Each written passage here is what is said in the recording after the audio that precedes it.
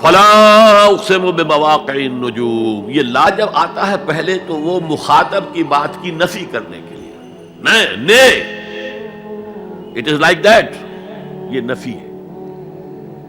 لا اقسم بیوم القیامہ، تمہارے خیالات غلط ہیں، میں قیامت کی قسم کھاتا ہوں۔ تو فرمایا فلا اقسم بمواقع النجوم، وقع یقع کے کیا معنی ہے؟ اور یہ سورت کون سی؟ واقعہ، اذا وقعت الواقعہ، وقع گر جانا، پڑ جانا، یہ ستاروں کے ڈوبنے کی جگہ ہے۔ فلا اقسم بمواقع النجوم وانہ لقسم لو تعلمون عظیم، اور اگر تم جانو تو یہ بہت بڑی قسم ہے جو ہم نے کھائی ہے۔ اس وقت کا انسان کیا سمجھتا کہ ستارے کہاں جاتے ہیں، کہاں غروب ہوتے ہیں، کہاں گرتے ہیں؟ آج ہمیں معلوم ہے۔ سورہ حامیم سجدہ میں جو کہا گیا ہے سنریہم آیاتنا فی الآفاق وفی انفسہم حتی یتبین لہم انہ الحق، ہم انہیں اپنی نشانیاں دکھائیں گے آفاق و انفس میں، یہاں تک کہ یہ بات واضح ہو جائے گی کہ قرآن حق ہے۔ آج ہمیں معلوم ہے خلا میں بلیک ہولز ہیں، اور یہ بلیک ہولز بڑے بڑے ستاروں کے پچکنے سے، پچک جانے سے پیدا ہوئے، اور جب وہ بڑے ستارے پچکتے ہیں، جو خلا پیدا ہوتا ہے، ویکیوم، اس میں بڑی طاقت ہوتی ہے، اس کے پاس سے کوئی سیارہ، کوئی ستارہ گزر جائے اسے کھینچ لیتا ہے قبر کے اندر۔ یہ بلیک ہولز کا تصور، اسی لیے اللہ نے اس وقت کے لوگوں کے لیے کیا کہا؟ فلا اقسم بمواقع النجوم وانہ لقسم لو تعلمون عظیم، انہ لقرآن کریم، یہ بہت باعزت قرآن ہے، فی کتاب مکنون، ایک چھپی ہوئی کتاب میں ہے، لا یمسہ الا المطہرون، اسے چھو ہی نہیں سکتے مگر انتہائی پاک ہستیاں۔ اس کے کیا معنی ہے؟ پہلی بات تو ہمیں معلوم ہو گئی، مراد فرشتے ہیں، بے ایدی سفرۃ کرام بررہ، اسی کی شرح ہو رہی ہے نا۔ اسی سے ایک فقہی مسئلہ نکالا گیا کہ بغیر وضو کے ہاتھ نہ لگاؤ، لیکن اس کا اصل مفہوم کیا ہے وہ سمجھیے۔ قرآن کی روح تک کوئی نہیں پہنچ سکتا جب تک کہ تزکیہ نفس نہ ہو گیا۔ اگر حب مال، حب دنیا، حب جاہ، حب شہرت، اگر یہ تمام محبت دل سے نکل نہ جائیں تو قرآن کی روح تک آپ کی اپروچ نہیں ہوگی۔ مولانا روم نے کہا ہے، اگرچہ ذرا میں سمجھتا ہوں کہ انہوں نے بہت سخت الفاظ استعمال کیے ہیں، ماز قرآن مغزہا برداشتے استخاں پیش سگاں انداختے، ہم نے قرآن سے اس کا مغز لے لیا ہے، جو ایسنس ہے وہ کھینچ لیا ہے، ہڈی کا گودا جو ہے وہ ہم نے نکال لیا ہے، ہڈیاں ہم نے پھینک دی ہیں کتوں کے سامنے جو لڑ رہے ہیں۔ علم کلام کا مسئلہ ہے صفات حق حق سے جدا یا عین ذات، قرآن مخلوق ہے یا نہیں ہے، غیر مخلوق، اور بڑے بڑے ہو رہے ہیں اس کے اوپر، یہ کتے لڑ رہے ہیں ان ہڈیوں کے اوپر۔ ہم نے اس میں سے اصل شے نکال لی، وہ کیا ہے؟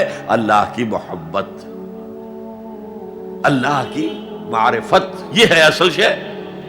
ماذ قرآن مغزہ برداشتے استخاں پیش سگاں انداختے۔ تو جب تک انسان کا باطن پاک نہ ہو جائے وہ قرآن کے چھلکوں سے کھیلتا رہے گا، چاہے وہ کہنے کو مفسر ہو، قرآن کے باطن تک کبھی نہیں پہنچے گا۔ فی کتاب مکنون لا یمسہ الا المطہرون تنزیل من رب العالمین، یہ تھوڑا تھوڑا کر کے اتارا گیا ہے رب العالمین کی طرف سے۔ انزال کے معنی ہے دفعتاً اتار دینا۔ لیلۃ القدر میں آیا انا انزلناہ فی لیلۃ القدر، رمضان کے بارے میں شہر رمضان الذی انزل فیہ القرآن، باب افعال، لیکن حضور پر ایک دم نہیں اترا، تھوڑا تھوڑا تھوڑا تھوڑا 23 برس میں جا کر اس کی تکمیل ہوئی۔ اب دیکھیے جو شکوہ کیا اللہ نے، کیا اس جیسی نعمت سے تم مداہنت کر رہے ہو، بے اعتنائی کر رہے ہو، اسے پڑھتے نہیں ہو، اسے سمجھتے نہیں ہو، اس پر عمل نہیں کرتے، اسے اپنا امام نہیں بناتے؟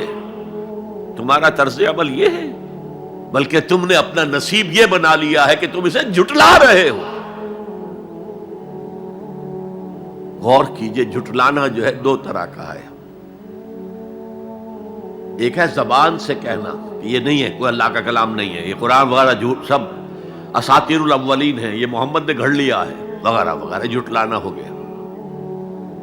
ایک جھٹلانا ہے عمل سے جھٹلانا، مان تو لیا اللہ کا کلام ہے لیکن اس کی حرام کردہ شے کو اپنے لیے حلال کیا ہوا ہے۔ حدیث نبوی ہے، ما آمن بالقرآن من استحل محارمہ، اس شخص کا قرآن پر کوئی ایمان نہیں ہے جو اس کی حرام کردہ چیز کو اپنے لیے حلال ٹھہرا لے۔ اس اعتبار سے غور کیجئے، اور اس کی مثال بھی دی ہوئی ہے سورہ جمعہ میں، مثل الذین حملوا التوراۃ ثم لم يحملوها كمثل الحمار يحمل اسفارا بئس مثل القوم الذین کذبوا بآیات اللہ واللہ لا یہدی القوم الظالمین۔ مثال ان لوگوں کی جو حامل تورات بنائے گئے تھے اور پھر انہوں نے اس کی ذمہ داری کو ادا نہیں کیا، اسے قائم نہیں کیا، اس کے احکام پر عمل نہیں کیا۔ جیسے فرمایا ہے سورہ اعراف میں، قل یا اہل الکتاب، کہہ دیجئے اے نبی صلی اللہ علیہ وسلم، اے کتاب والو، لستم علی شیء حتی تقیموا التوراۃ والانجیل وما انزل الیکم من ربکم، تمہاری کوئی حیثیت ہماری نگاہ میں نہیں ہے، تمہارا منہ نہیں ہے کہ ہم سے دعا کرو جب تک کہ تم تورات اور انجیل کو اور جو کچھ نازل کیا گیا تمہاری طرف اسے قائم نہیں کرتے۔ آج اللہ ہماری دعائیں نہیں سنتا،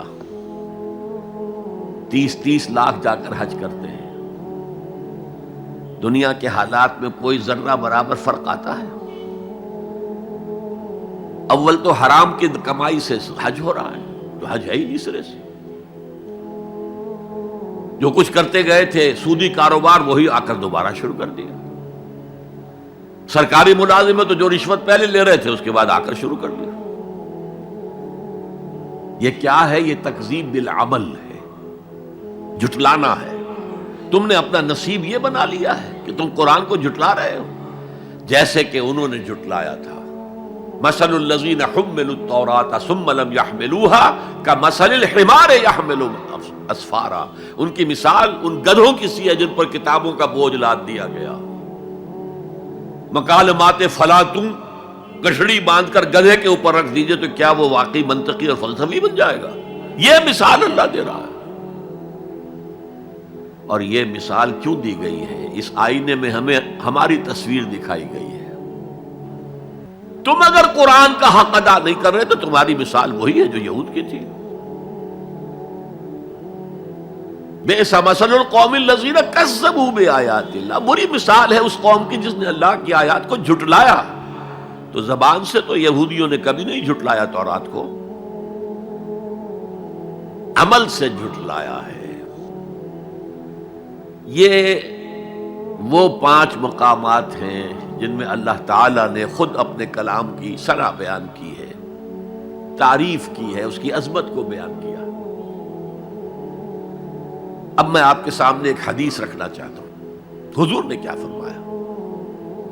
ایک حدیث سنا چکا ہوں آپ کو، عن عثمان بن عفان رضی اللہ تعالی عنہ قال قال رسول اللہ صلی اللہ علیہ وسلم خیرکم من تعلم القرآن وعلمہ، تم میں سے بہترین لوگ وہ ہیں جو قرآن سیکھیں اور سکھائیں۔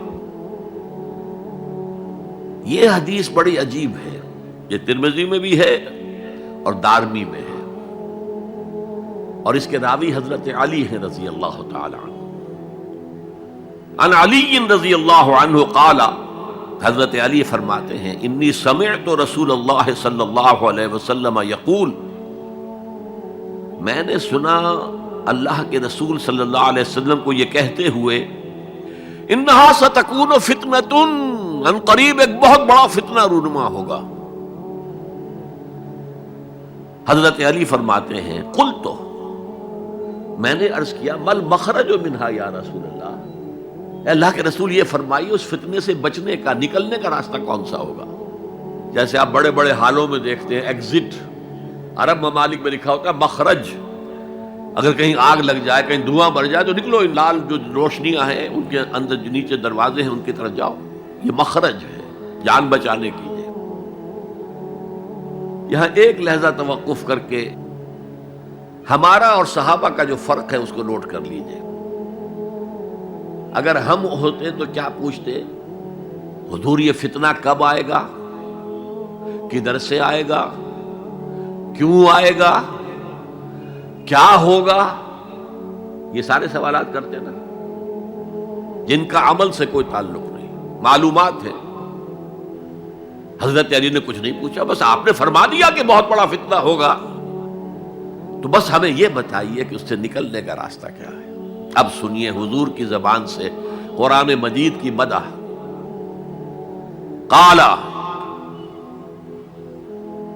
کتاب اللہ، فتنوں سے بچانے والی اللہ کی کتاب ہے۔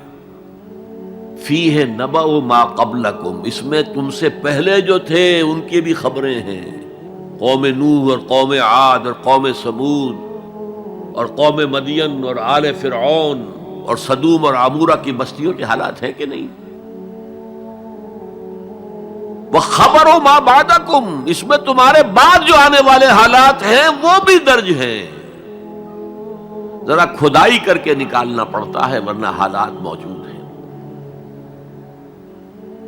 ایک اوپر کی چیز ہے، سامنے کی چیز ہے، ایک ذرا اندر سے کھدائی کر کے، لیکن یہ کہ حضور فرما رہے ہیں خبرو ما بعدکم وحکم ما بینکم، اور جو بھی اختلافات تمہارے درمیان ہوں گے ان کا فیصلہ بھی اس کتاب میں موجود ہے۔ کاش کہ ہم اپنے مذہبی اختلافات کو رفع کرنے کے لیے قرآن کی طرف رجوع کریں، جو حبل اللہ ہے، واعتصموا بحبل اللہ جميعا ولا تفرقوا۔ تو فرمایا کتاب اللہ فیہ نبأ ما قبلکم وخبر ما بعدکم وحکم ما بینکم، هو الفصل لیس بالحزل، وہ فیصلہ کن کلام ہے، ایسے ہی یابہ گوئی نہیں ہے، یہ قرآن کی آیات ہے۔ انہ لقول فصل وما هو بالحزل، سورہ طارق کے اندر آیا، طارق میں هو الفصل لیس بالحزل من ترکہ من جبار قسمہ اللہ، اگر کوئی جبار شخص اپنی سرکشی میں اس قرآن کو ترک کر دے گا اللہ اسے پیس کر رکھ دے گا۔ وَمَنِ ابْتَغَى الْهُدَى فِي غَيْرِهِ أَضَلَّهُ اللَّهُ، اور جو کوئی ہدایت حاصل کرنا چاہے گا قرآن کے سوا کسی اور چیز سے، اللہ اسے لازماً گمراہ کرے گا۔ کتاب ہدایت تو یہ ہے۔